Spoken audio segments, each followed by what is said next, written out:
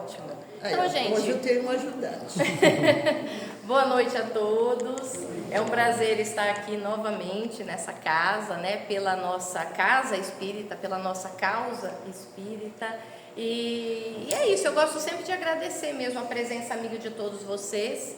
É claro que nós sabemos que às vezes o dia a dia não nos permite estar aqui todas as quintas-feiras, às vezes estamos num número bem reduzido, às vezes estamos um pouquinho mais, mas com certeza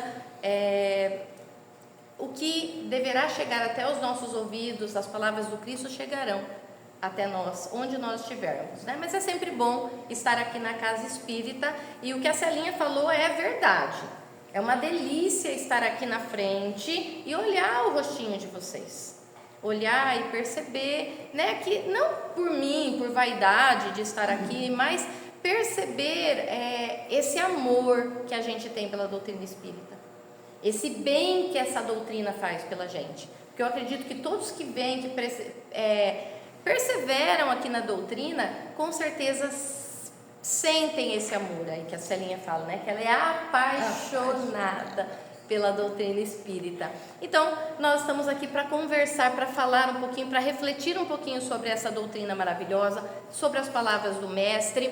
E algumas pessoas, elas podem até pensar assim: nossa, mas a gente vai ali e só fica escutando, toda quinta-feira é falar da mesma coisa, e eu estou cansado de ir lá, porque os próprios espíritos, eles nos orientam que nós não precisamos ficar só ouvindo, a gente tem que pôr em prática também, né? O Chico sempre cansou de falar isso, e outros espíritos de escola, sempre falando que a gente tem que pôr em prática, sim, é verdade, né? É oração. A gente sabe que a transpiração tem que ocorrer aqui, fazendo principalmente a caridade, mas nós precisamos ter esse tempo para ouvir também.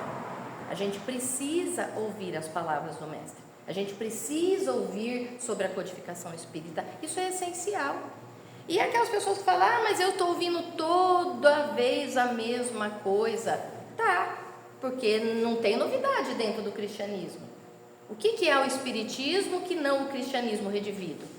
O cristianismo está aí desde quantos mil anos, né? Então nós precisamos sempre ouvir a mesma coisa. O que acontece é que muitas vezes as palavras chegam até nós, essas palavras maravilhosas, mas assim como foi dito na parábola do semeador, lembra que da parábola do semeador, que espalhou, né, as sementes através dos terrenos? A semente é a palavra de Deus. Quando essa semente foi derramada em nós, talvez a gente não fosse terreno fértil. Então talvez eu tenha que ouvir 1000 vezes a mesma coisa, porque nas 999 vezes anteriores eu não era terreno fértil. E talvez seja esse momento em que eu vou despertar. Então é necessário que a gente escute, sim, que a gente reflita. Então, até porque nós sabemos que nós aprendemos na prática. Isso a gente sabe desde criança, a gente aprende, depois a gente vai para a prática. Mas a hora que a prática chegar, de onde a gente vai tirar o conhecimento? A hora que chegarem os reveses da vida, a hora que chegarem as dores, as perdas, de onde a gente vai tirar consolo? De onde a gente vai tirar força? Se não das palavras desse evangelho. Então eu preciso ter esse conhecimento teórico também, eu preciso vir aqui no centro e carregar as minhas energias, porque o dia que eu tiver que pôr em prática, que a dor bater na porta da minha casa, e ela vai bater, porque nós vivemos num vale de lágrimas, ela vai bater na porta da nossa casa, que a gente esteja preparado, porque uma coisa é sofrer, mas se eu sei o porquê eu estou sofrendo, se eu acredito que existe um Deus soberanamente justo e bom, e que nenhum sofrimento é por acaso, tudo que eu passo tem uma razão justa e boa, eu não deixo de sofrer, mas eu não me revolto contra aquele sofrimento, porque a revolta é a pior coisa que a gente pode ter em relação ao sofrimento, porque o sofrimento já é duro, eu já estou sentindo, e depois eu ainda vou ficar revoltada com aquilo. Então entender por que eu sofro, entender, aconteceu alguma coisa aí? entender por que eu sofro, entender por que eu estou passando por aquilo, isso é uma libertação. Afinal, a nossa doutrina não é uma doutrina cega, uma fé cega, né? Por que você sofre? Porque Deus quer. Não, eu sofro porque existe uma causa justa e eu entendo isso, e isso é libertador. Mas eu preciso ter esse conhecimento para eu saber disso na hora que eu for cobrada. Eu tenho um problema com continuidade, viu, gente? Meu lado meio didático, eu sou muito didática, né? Eu tinha um diretor que falava que até para eu ir no banheiro eu era didática. Então, né, quem conheceu o seu Marco Paterlini, ele falava isso de mim, porque eu sou realmente muito didática e eu gosto de continuidade. Imagina eu estar falando alguma coisa para alguém e eu pensar que essa pessoa pode sonhar de não saber o que eu estou falando. Então eu vou sempre puxando o fio da meada, puxando uma continuidade, e eu sempre acho também que eu poderia ter explicado um pouquinho melhor sobre aquilo que a gente falou. Então eu trouxe para a gente conversar hoje uma continuidade do último encontro nosso, da minha última conversa, dessa reflexão que a gente teve, né? Então na nossa última reflexão nós conversamos sobre o capítulo 1. E nesse capítulo 1, né, que é o Não Vim Destruir a Lei, o capítulo 1 do Evangelho segundo o Espiritismo, eu falei sobre os 5 pilares da doutrina espírita, os 5 pilares que servem de base para a doutrina espírita. E nesse dia eu citei o primeiro deles, que era a crença em Deus. E hoje, para ter uma continuidade, eu vou falar hoje nesse capítulo 2, né, que é o meu reino não é deste mundo. Vamos falar sobre o segundo pilar da doutrina espírita, que é a crença na imortalidade da alma. Então, se eu comentei na vez passada que todas as religiões, não é só a doutrina espírita, não é só a religião espírita, todas as religiões acreditam em Deus. Ponto. Não existe crença religiosa que não acredita em Deus, até porque a palavra religião significa religare, religar a algum ser supremo, ou alguns seres supremos, que pode ser uma divindade, Deus, várias divindades, deidades, o que seja, uma força maior, né? E agora, o segundo pilar, que seria a crença na imortalidade da alma, também não é uma exclusividade da doutrina espírita. A maior parte, grande parte das religiões, eu digo grande parte, porque para eu dizer que seriam todas as religiões, eu teria que ter um conhecimento muito grande em religiões, eu teria que ser doutora em religiões, e eu só sou uma curiosa. Então eu não posso dizer que todas, mas a grande maioria das religiões que existem acreditam na imortalidade da alma. O que muda é a forma com que as pessoas acreditam nisso. Da mesma forma, né, como que a crença em Deus pode ser em um Deus, em vários deuses, a crença na imortalidade da alma também é diferente. E pode se mostrar diferente em cada uma, mas a maior parte das religiões acreditam nessa imortalidade da alma, né? Quando nós falamos em imortalidade da alma, existem formas diferentes de acreditar, como eu estava falando. No nosso caso, nós acreditamos nela individualizada. No panteísmo, ela por exemplo, você sai e você volta para o todo, volta a fazer parte do plano total ali, né, do cosmos, mas mesmo assim eles acreditam numa imortalidade da alma. Nós precisamos saber no que nós acreditamos, no que a nossa doutrina acredita, né? A maior parte das religiões, como eu falei, as religiões mais antigas, elas viam essa crença na imortalidade da alma de uma forma um pouquinho diferente da que a gente conhece hoje. Até porque muitos nem acreditavam. Eu acho que os homens primitivos, por exemplo, os homens das cavernas, quando eles pensavam na divindade, nos deuses, chegava lá e caía um raio naquela árvore, aquela árvore pegava fogo, eles temiam aquilo e queriam agradar. E eles não tinham maturidade emocional para pensar que existia alguma coisa depois da vida. Então, possivelmente, essas primeiras religiões não acreditavam na vida após a morte, mas a maior parte das religiões, sim, acreditam. Aí algumas pessoas podem pensar assim, mas e o materialismo? O materialismo não acredita, sim. Mas assim como eu falei no primeiro capítulo sobre o ateísmo, o materialismo também não é uma religião, é uma filosofia, tá? Então é uma filosofia diferente. Agora, as religiões, a maior parte acredita nessa imortalidade da alma, não é uma exclusividade da doutrina espírita. Para a gente entender um pouquinho de como nós chegamos nessa crença nossa da doutrina espírita, a gente tem que ir um pouco lá para trás e ver de onde veio a nossa doutrina. Como eu falei no comecinho, a nossa doutrina, o espiritismo, é o cristianismo redivivo. Então a gente precisa entender como que era essa ideia lá no cristianismo. Fazendo alguns pontos importantes aí, lembrando que o cristianismo não foi uma doutrina criada por Jesus, criada a partir da trajetória de Jesus, porque o próprio Jesus não era cristão, ele era judeu. Eu falo isso, gente, porque às vezes eu falo isso na sala de aula e alguns alunos ficam chocados, né? Mas na verdade o cristianismo é uma doutrina que surge a partir da trajetória de Jesus.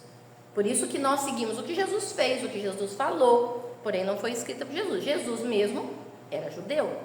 E aí nós vamos ter que voltar um pouquinho mais, vamos lá na religião judaica, para a gente entender um pouquinho da crença que chegava. E aí a gente volta aonde? Lá na primeira revelação, que eu já falei para vocês, que é Moisés. Então a gente volta lá em Moisés. E aí, pensando em Moisés, a gente tem que pensar na figura de Moisés, porque a figura de Moisés, para algumas religiões, é tida como um salvador, né?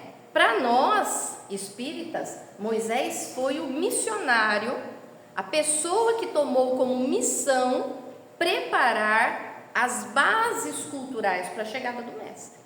E isso não é pouco, hein, gente?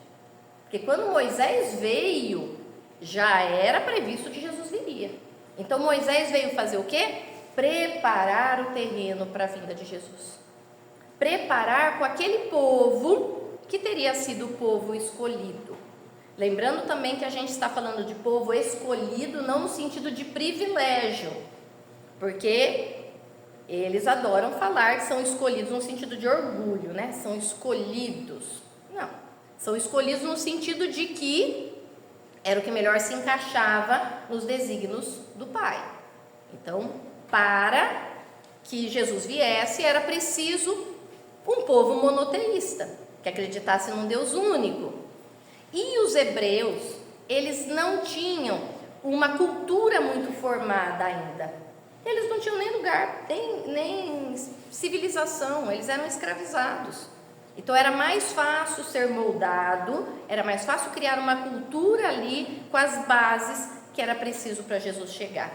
Então, por isso, Moisés foi muito importante. Moisés veio trazer, preparar esse povo, criar, montar essa estrutura para que Jesus viesse. E nada na história de Moisés é por acaso. Eu adoro a história de Moisés, né? E as pessoas falam assim, pensam de uma forma muito simplista, que Moisés foi, colocar Moisés lá no balainho e levar para salvar a vida do Moisés. Gente, não foi só isso, isso foi pouco. Salvar a vida de Moisés era de menos, porque se matasse Moisés, ele reencarnava de novo e tudo bem, tá? Vocês percebem que Moisés não foi parar em qualquer lugar? Moisés foi parar na casa real do Egito. Se fosse só para salvar a vida do Moisés, Moisés poderia parar em qualquer casa, poderia ser adotado por qualquer egípcio e ele ia ficar vivo e tudo bem.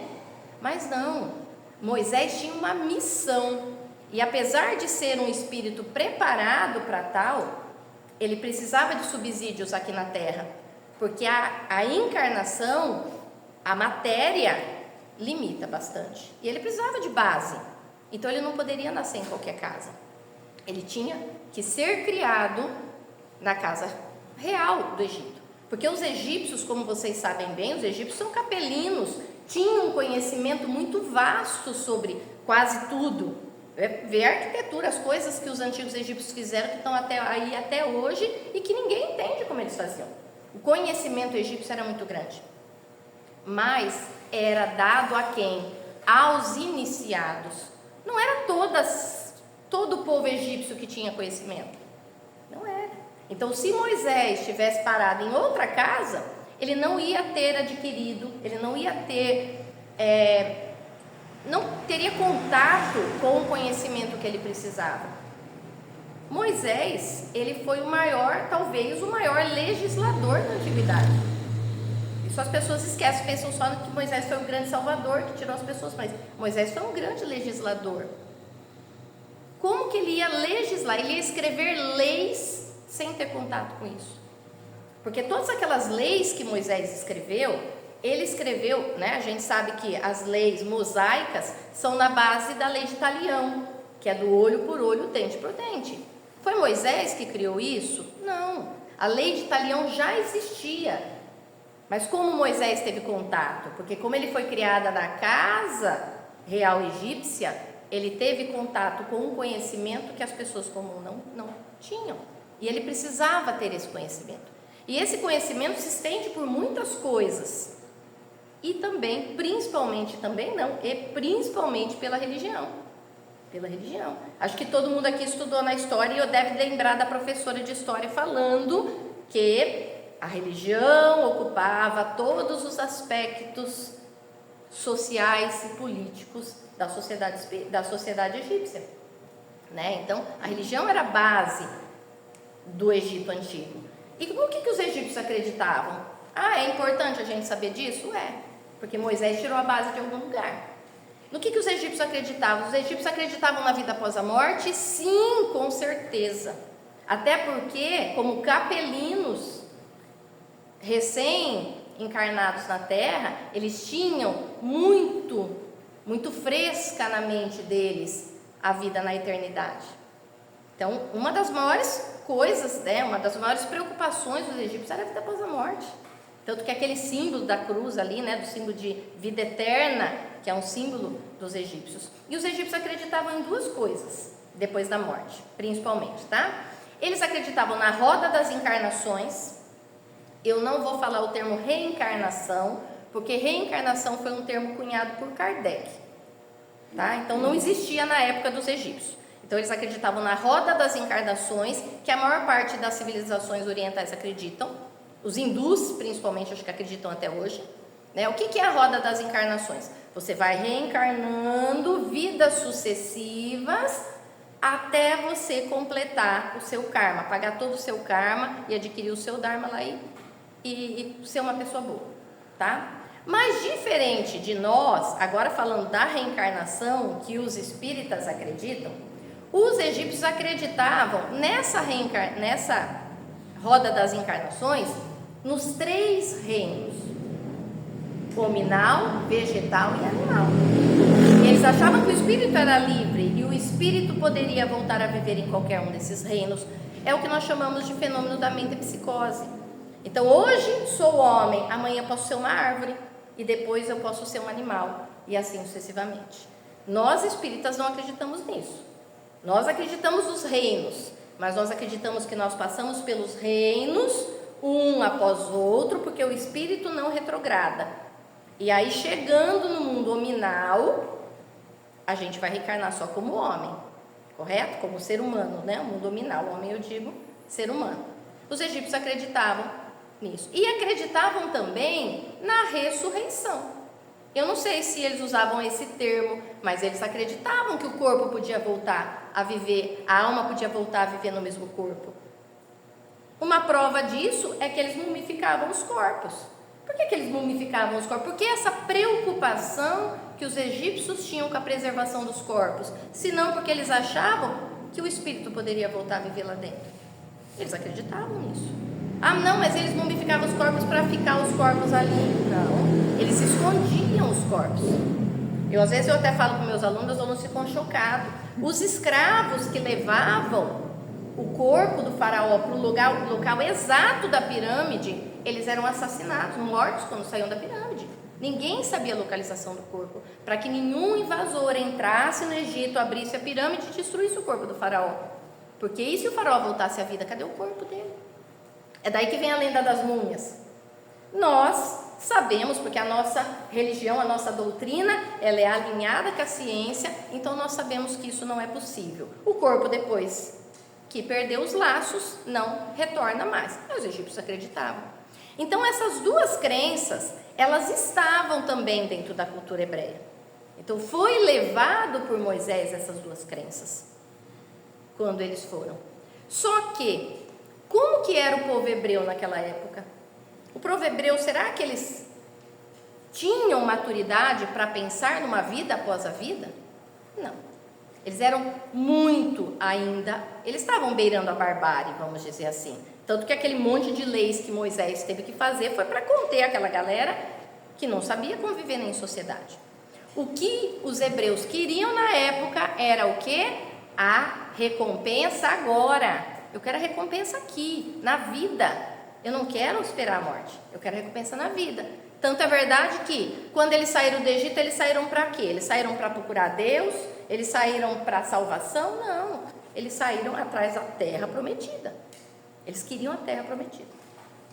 Então, apesar desses dois conceitos estarem dentro ali da ideia, né, eu acho que isso aí deve estar implícito dentro da cabeça de todos os espíritos, quando reencarnam, deve ser ideias inatas, assim como a crença em Deus.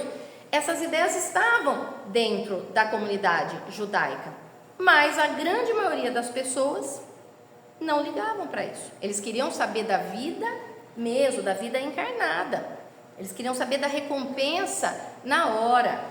Mas se a gente for procurar, eu estou falando isso porque às vezes a gente procura, né? Os judeus acreditavam sim na vida após a morte. O único grupo religioso que não acreditava na vida após a morte eram os saduceus. Os saduceus não acreditavam. Eles achavam que morria e acabava tudo. Mas os outros acreditavam. Mas assim como no Egito, nos judeus, as grandes revelações não eram dadas a todas as pessoas. E as pessoas queriam ter a recompensa imediata. Por isso, gente, que os judeus, eu não sei se vocês sabem que os judeus... Vocês já perceberam que todos os judeus têm dinheiro? Será que eles são sortudos? Será que todos eles sabem guardar dinheiro? É porque os judeus acreditam piamente que se eles não tiverem dinheiro, eles não são amados por Deus.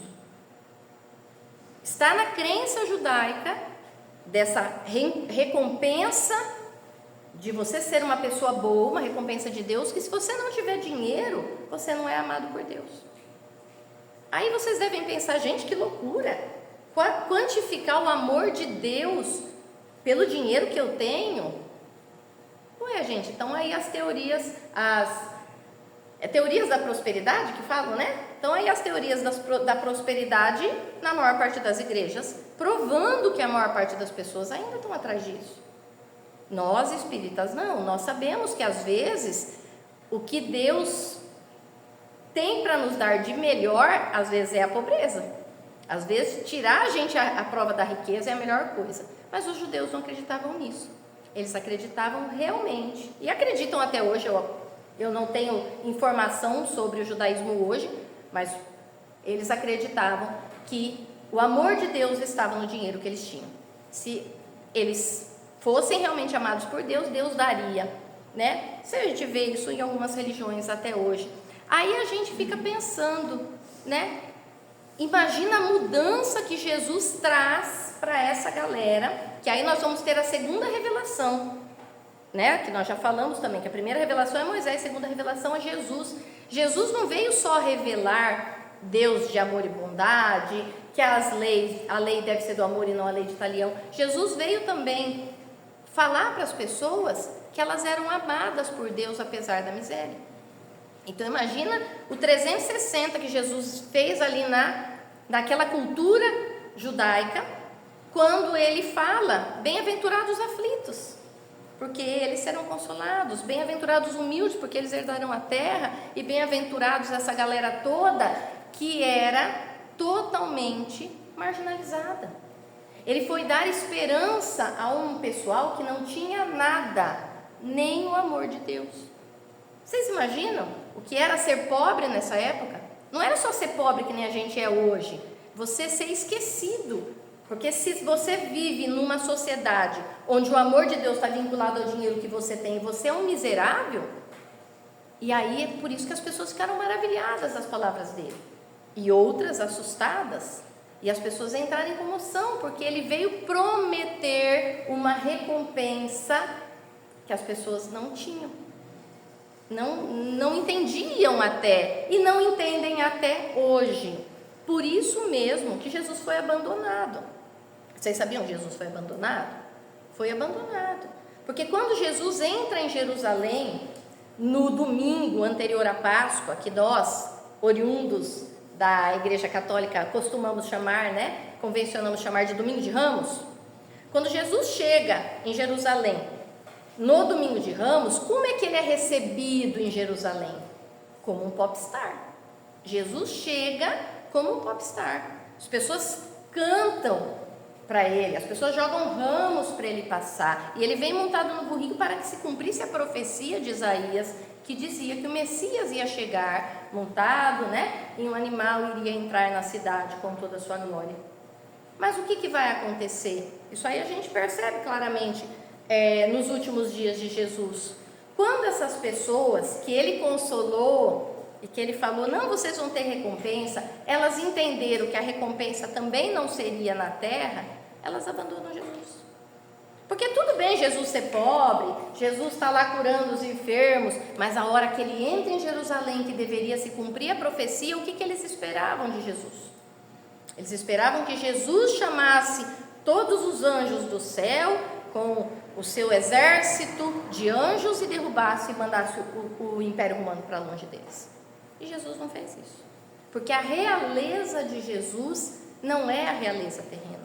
A verdadeira realeza de Jesus é a realeza espiritual, é a realeza ética, a realeza moral, e as pessoas não entenderam isso, e aí abandonaram ele, não quiseram esse pobre coitado, porque é isso que as pessoas pensavam, o Messias, esse pobre coitado, não é.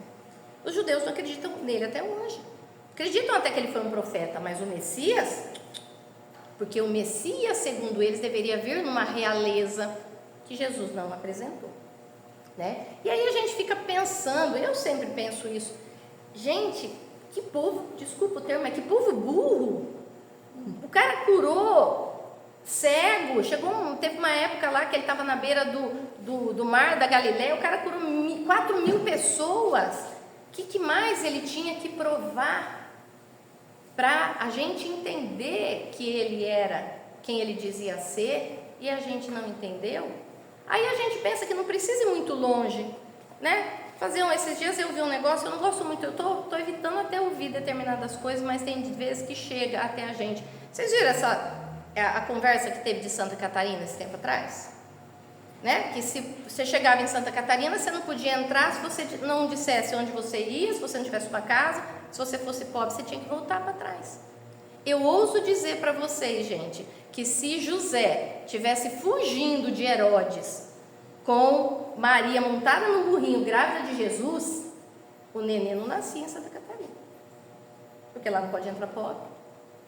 Vocês entendem como a gente está longe de entender a verdadeira realeza de Jesus? Como a gente está longe de entender o que ele prometeu para a gente? Qual é o consolo de Jesus? Porque a gente quer viver bem aqui na terra.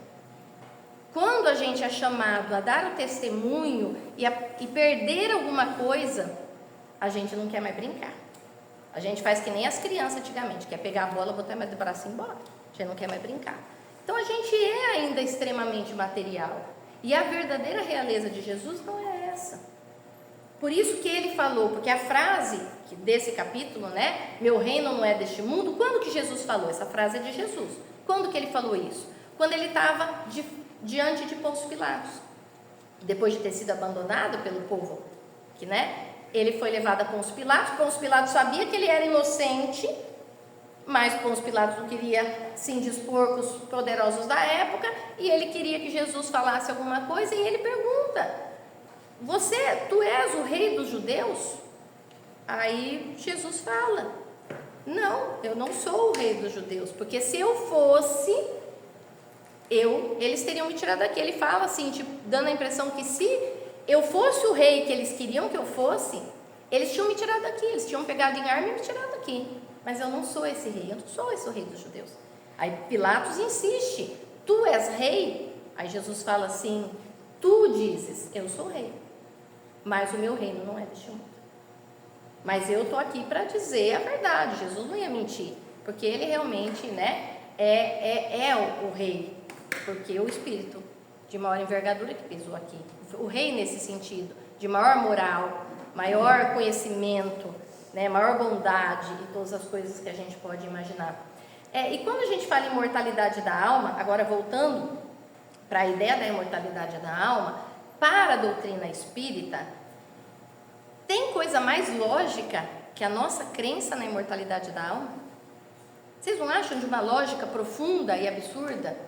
Que você vá reencarnando, você vai desenvolvendo as suas potencialidades, você vai aprendendo todos os dias, modificando, mudando de corpo, mudando de experiência, até o dia que você conseguir depurar o seu espírito. Eu acho isso de uma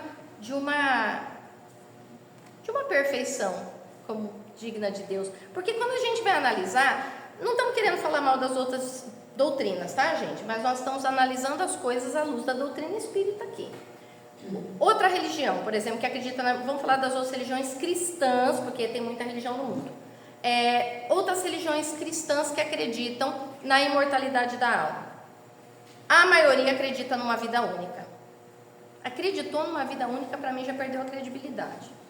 Como que pode nós estarmos numa vida única com tantas pessoas diferentes no planeta? Quantos privilégios que a gente tem? Nascer branco é um privilégio, gente. Num país, num mundo racista que a gente vive. Nascer homem, muitas vezes, em determinados lugares, é um privilégio. Nascer saudável, nascer com condições financeiras. Nós vivemos no Brasil, que é um país que não tem guerra, não tem tantos, agora está tendo, né? Não tem tantos desastres naturais. Nós somos privilegiados em relação a uma parte do mundo, mas em comparação à Suécia, lá não tem nem corrupção. Então, são muitos mundos diferentes dentro do nosso mundo, para que todo mundo tenha uma oportunidade só. Até porque não é justo uma pessoa que morreu com 4 anos e eu aqui com 51. Não é justo, viu? Porque eu tive 51, fiz muito mais pecado do que a pessoa que morreu cedo. Então, Deus não gosta de mim, porque Ele me deixou na terra para eu pecar mais, para eu fazer coisa errada. Então, vocês percebem a falta de lógica de uma vida única? Eu acho que assim, tem coisas piores ainda do que você acreditar numa vida única, acreditar em céu e inferno. Acreditar em céu e inferno. Qual é a lógica de você morrer e ir para um lugar que você não vai mudar mais? Porque se você vai para o céu e você já está no céu, para que você vai fazer alguma coisa? Você vai ficar lá fazendo vários nadas.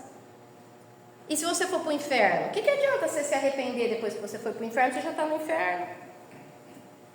Falta de lógica, para mim não entra na minha cabeça. E a pior de todas, que eu acho, é a gente pensar nas pessoas que a gente ama. Como que eu posso estar no céu sabendo que o meu pai, a minha mãe, a minha irmã, alguém que eu ame muito, o meu marido, meu filho, está no inferno? Né? Como diz aquela música do Roberto Carlos, Além do Horizonte, eu demorei muito para entender que aquela música Além do Horizonte falava da vida após a vida, viu, gente? Mas depois eu entendi. Que ele fala, tem um pedaço que ele fala, de que vale o paraíso sem amor? É isso, de que vale o paraíso sem amor? De que vale eu estar no céu, sendo que a pessoa que eu amo está no... Que céu é esse? Se eu não tenho as pessoas que eu amo perto de mim. Então, a lógica da nossa doutrina é a maior. E, gente, e para finalizar, tá? Esse capítulo ele traz tanta coisa, porque uma frase de Jesus, se a gente for desdobrar, ela tem tanto conteúdo, uma frase dele, tem tanto conteúdo que a gente ficaria aqui falando, né? Mas eu acho que o pessoal já está com dor nas costas aí, né? Dor, né? Somente quem está sentado há bastante tempo. O que esse capítulo traz, que eu acho que ele traz muitas mensagens, mas a mensagem principal, eu acho que na verdade, o maior objetivo, o maior não, o principal, eu ouso dizer que é o principal objetivo do espírito encarnado, que é você preparar a sua vida futura. Não é à toa que Kardec colocou como segundo capítulo do Evangelho, porque é a coisa mais importante. Amar a Deus é importante, você saber sofrer é importante, tudo é importante, Mas tudo isso se você não souber cuidar da sua vida. E quando a gente fala em cuidar da vida, eu não estou falando preparar a sua morte.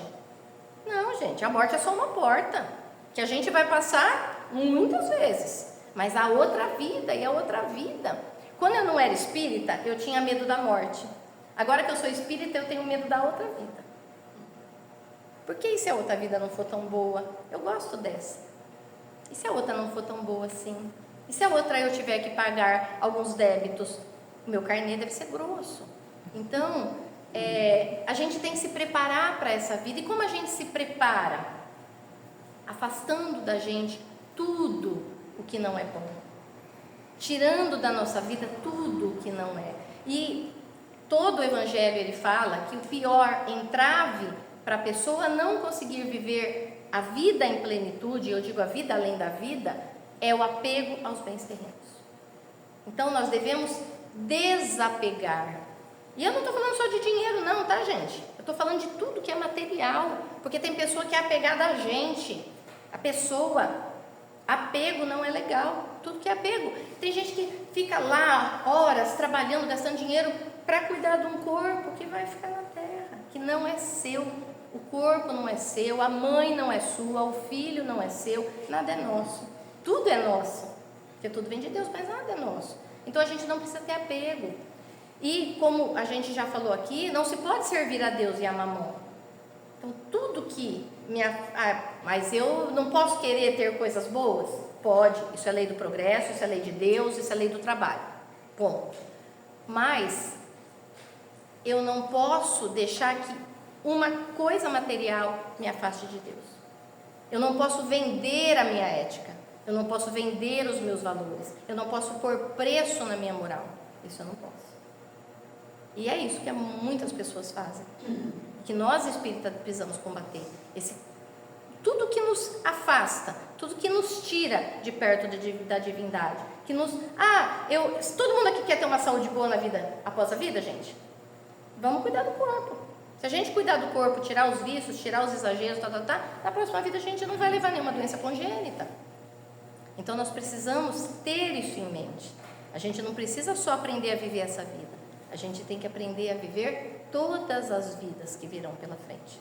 Que é como diria Kardec, né? Na verdade eu ouvi esses dias que essa frase talvez nem seja de Kardec, tá? Tanto que Emmanuel fala, o Espiritismo diz, né? Mas está lá no túmulo de Kardec. E eu acho interessante, eu adoro essa frase, que é: morrer, renascer ainda e progredir sempre, tal é a lei. Muito obrigada.